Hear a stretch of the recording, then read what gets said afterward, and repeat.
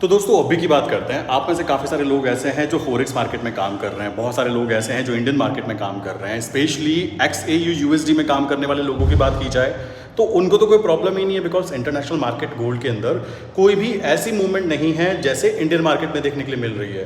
मैं आपको पहले भी ये चीज़ एक्सप्लेन कर चुका हूँ कि इंडियन मार्केट में बहुत सारी चीज़ें मैनिपुलेटेड होती है। जैसे कि अभी आप देख रहे होंगे USDNR की वैल्यू डाउन जा रही है, मतलब आप देखो 10 दिन के अंदर रुपया जो है 2 रुपये मजबूत हो गया है। तो जब वो 2 रुपये मजबूत हो सकता है तो भाई 3 रुपये गिर भी सकता है। इस बात को दिमाग में पहले ही बिठा लीजिएगा।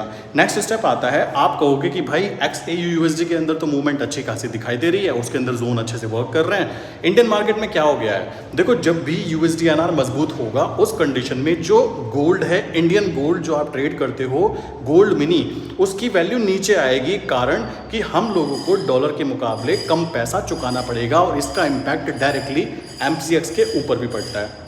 अब काफ़ी सारे लोग यहाँ पे कहेंगे कि इस कंडीशन में हम क्या कर सकते हैं। मैं आपको एक चीज़ बोलना चाहूँगा, जो इंसान यहाँ पे वेट कर सकता है वही यहाँ पे प्रॉफिट भी कमा सकता है। कारण बड़ा सिंपल सा है, मुझे मेरे देश की करेंसी पर भरोसा है। अभी तक कुछ भी ऐसी कंडीशन देखने के लिए नहीं मिली कि मैं बोलूँ कि USDNR मजबूत हो रहा है, बिल्कुल जेन्युइन तरीके से हो रहा है। नहीं, आप नोटिस करोगे कि USDNR नीचे की तरफ आ रहा है और बहुत ही ज़्यादा एक्सपोनेंशियल ग्रोथ के साथ।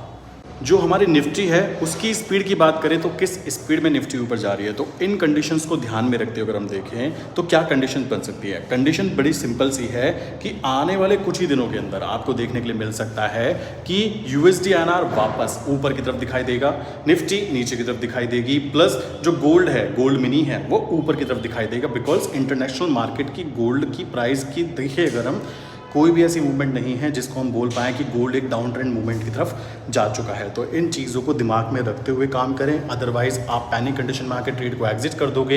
एग्जिट करने के बाद होगा कि आपका लॉस बुक होगा और कुछ ही दिनों के अंदर आपको देखने के लिए मिलेगा कि जिस ट्रेड को आपने एग्जिट कर दिया था पैनिक कंडीशन में, उस ट्रेड के अंदर आप एक अच्छा खासा प्रॉफिट गेन कर सकते थे। तो मैं तो आपको इतनी बात बोलना चाहूँगा कि अगर आपके पास कैपेबिलिटी नहीं है ट्रेड डालने की तो क्वांटिटी कम रखो, गोल्ड पीटल में गेम प्ले करो।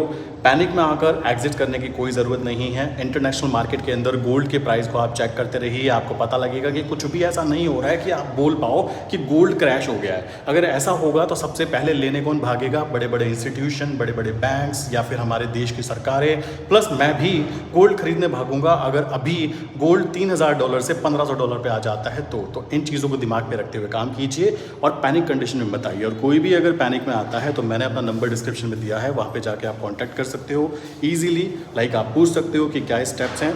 बाकी इसमें कोई ऐसी कॉम्प्लिकेटेड चीज़ें नहीं है कि आप उसमें पैनिक कंडीशन में आ जाओ। आई विश यहाँ तक की बातें क्लियर हो गई हो।